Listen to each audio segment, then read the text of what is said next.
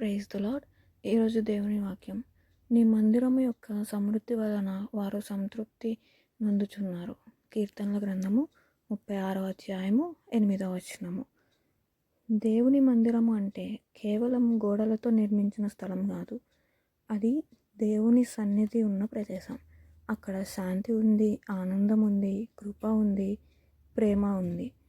ప్రపంచం ఇచ్చే సంతోషం తాత్కాలికం, కానీ దేవుని సన్నిధిలో లభించే సంతృప్తి శాశ్వతమైనది. మన హృదయం ఎన్నో విషయాలతో నిండిపోవచ్చు, ఆందోళనలు, కోరికలు, నిరాశలు.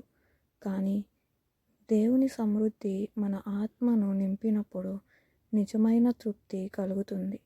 ఆయన దగ్గరకు వచ్చిన వారు ఖాళీగా తిరిగి వెళ్ళరు.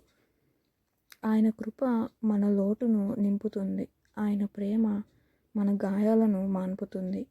ఈరోజు దేవుని సన్నిధిని ఆశ్రయించుదాం. ఆయన మందిర సమృద్ధి మన జీవితాన్ని నింపి మన హృదయాన్ని సంతృప్తితో నింపునుగాక. ఆమెన్.